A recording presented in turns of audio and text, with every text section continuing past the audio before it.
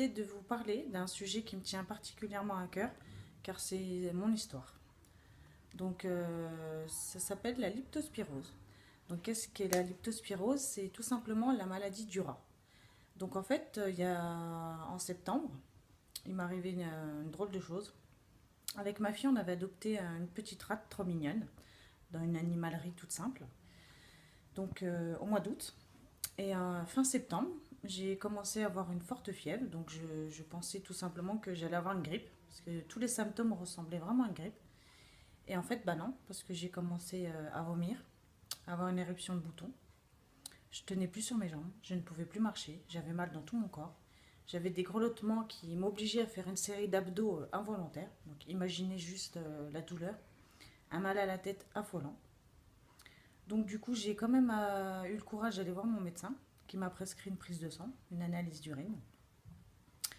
Et quand elle a eu les résultats, m'a transféré en urgence à l'hôpital. Donc je suis allée à l'hôpital le 30 septembre. Et la nuit du 30 septembre, ça a été la nuit la plus horrible de toute ma vie. J'ai vu tout simplement la lumière. Il m'est arrivé des trucs vraiment bizarres. Et en fait, j'ai eu, donc le lendemain, j'avais dit que j'avais eu un rat.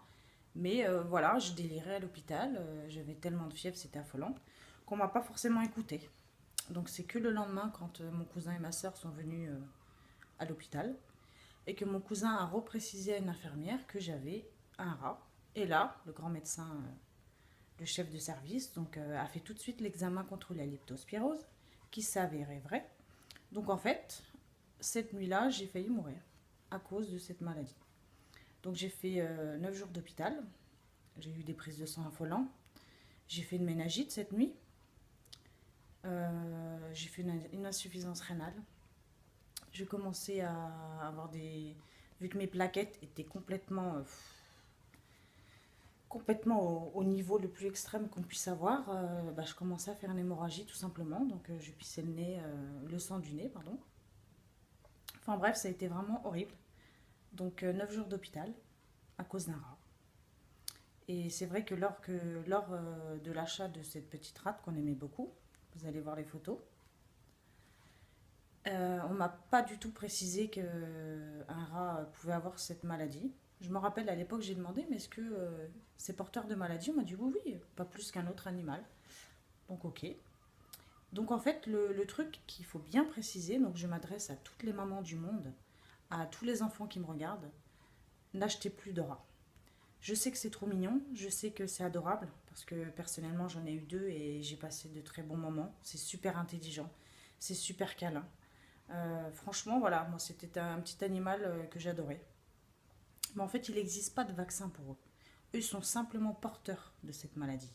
Elle se transmet à l'homme et aux animaux. Donc faites attention aussi également en forêt quand vous promenez votre chien, parce que la maladie se contracte par rapport à leur urine.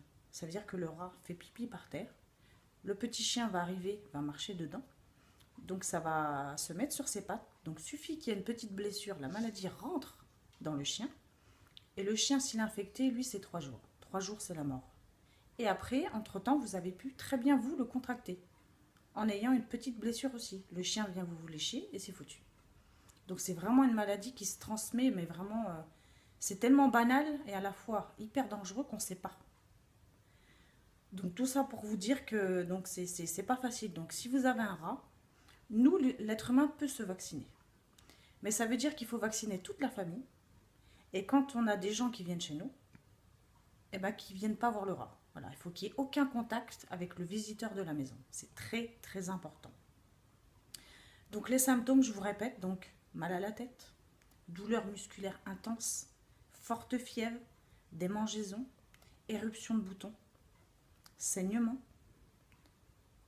Bah après, on a du mal à faire pipi parce que c'est une insuffisance rénale et vomissement.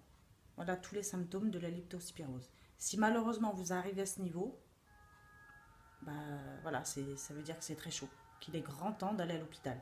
Donc surtout si votre enfant commence à avoir des symptômes qui ressemblent à la grippe et que vous allez en urgence à l'hôpital, pensez de suite à dire je possède un rat. J'ai un rat à la maison. Et insistez bien sur le fait, car c'est tellement banal que les médecins ne vont pas y prêter attention. Et c'est là que c'est dangereux. C'est la maladie des égoutiers, parce que les égoutiers sont dans les égouts, ils travaillent dans les égouts, et eux sont beaucoup, beaucoup confrontés à cette maladie. Donc eux, tous les égoutiers de Paris, et tous les fonctionnaires de France, qui travaillent donc à la mairie à l'extérieur, eux ont le vaccin. Et le vaccin, il donne quand même des effets secondaires atroces. Donc imaginez-vous l'importance de cette maladie. Donc voilà, j'espère que tous les renseignements voilà, ont été donnés.